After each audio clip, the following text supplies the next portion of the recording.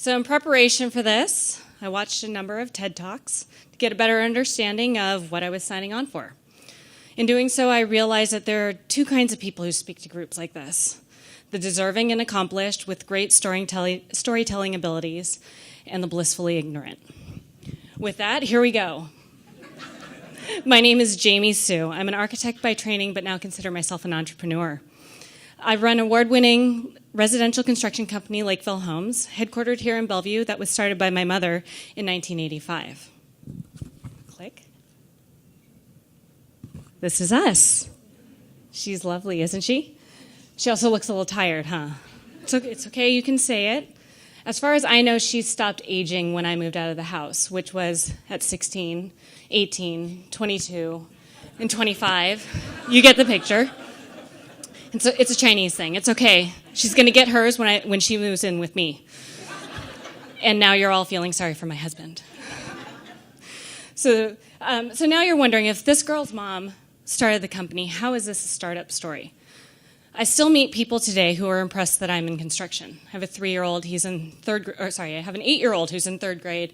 And in helping with this classroom a month ago, one of the moms, when I told her what I did, she said, "But you're pretty." But back in 1985, things were even more biased than they are now. Oh, I'm going to put this down. Sorry. As far as women in the construction industry. So while I'm pressing on the glass ceiling, really the trailblazer in the story is my mother. For the first 20-plus years, Lakeville Homes was primarily a spec home builder. That means we built homes for the open market to be marketed by real estate agents with an unknown client. We at Lakeville played the role of the client during the design process, making all the design decisions to turn over what felt like a custom home to the home buyer. Our approach was not to mass produce cookie-cutter homes. Instead, we wanted unique quality over quantity. We also did some renovating and built some actual custom homes, mostly servicing the clientele that had grown to trust us and our product over the years. But that was maybe 10% of what we were doing. Fast forward to 2006, and I came on board.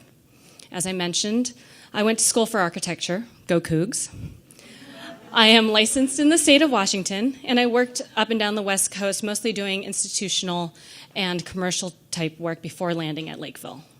While I love the project, staff, and client management, I found the work itself in commercial architecture to be soul-sucking.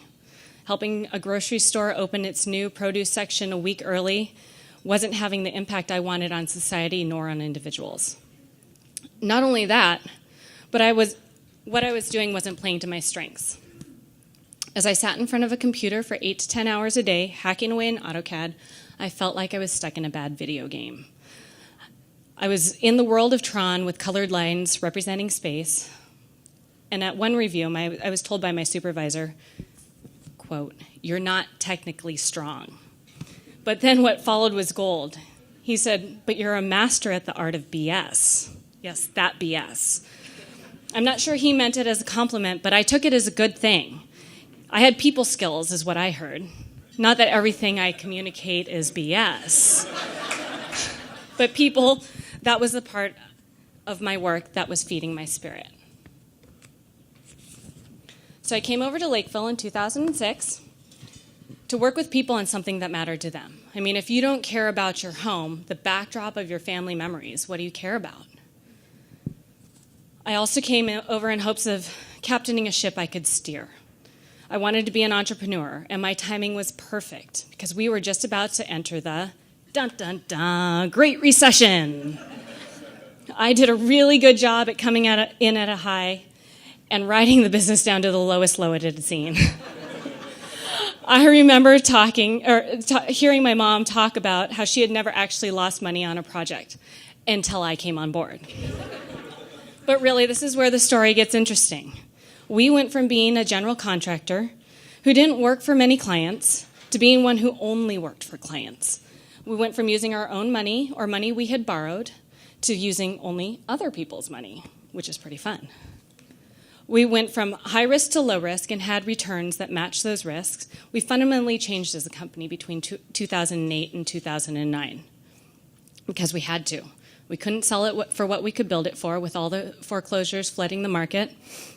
Banks weren't lending to general contractors anymore. It didn't matter that we had 15 years of good standing with our credit line. They were getting burned by general contractors at every turn, so they just simply drew a line.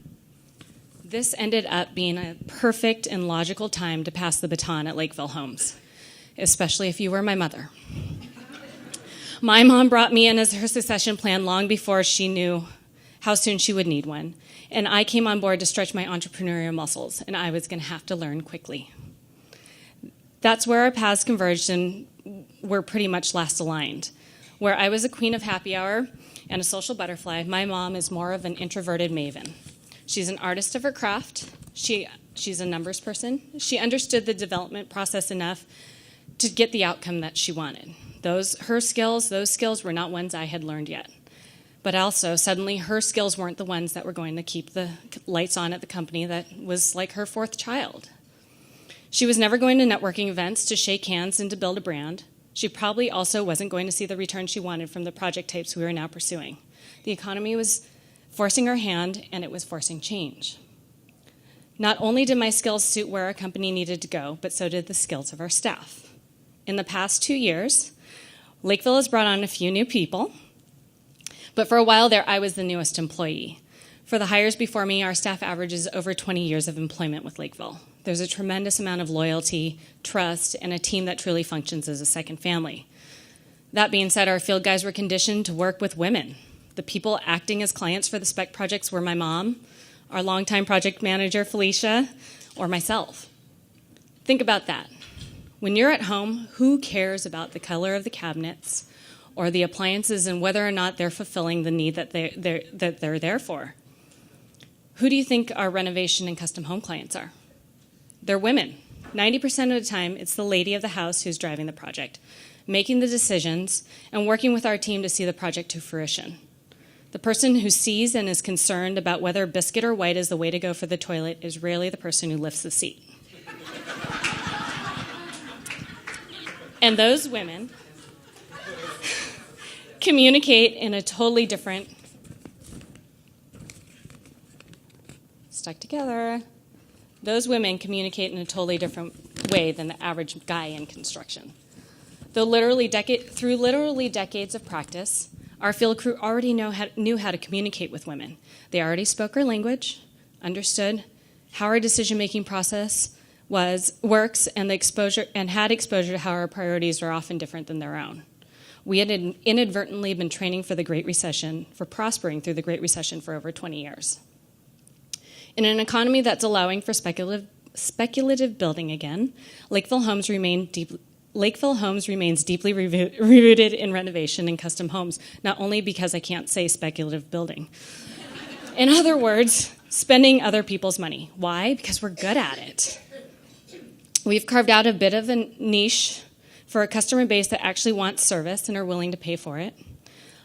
I like to think we're a small-scale Nordstrom-style contractor. We have 1 foot back in spec building too, but we plan to stay in renovations. So what are my takeaways? This talk was supposed to have a point, right? Number 1, recognize and use the tools that you have. Whether it's you as an individual and as an entrepreneur or the team that you have built, what are your assets and how can you make the most of them? Being unapologetically you and standing out. I'm a minority, a woman, and I'm under 50. I am definitely an anomaly in the construction industry. Standing out is okay, and in itself an asset.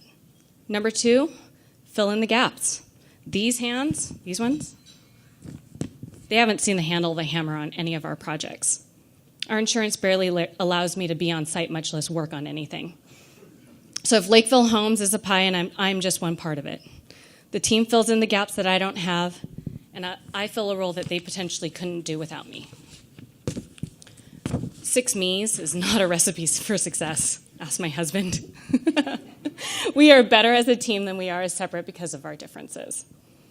I wish it was foresight and careful planning on my part that gave us the tools to weather the years that took down many of our colleagues. But it was all part of God's greater plan. And this brings me to number 3. Sometimes God puts you exactly where you need to be, and he equips you to succeed. So trust and move forward boldly. And lastly, if I can have a number 4, do it scared. Being afraid of the task immediately ahead of you suggests personal growth.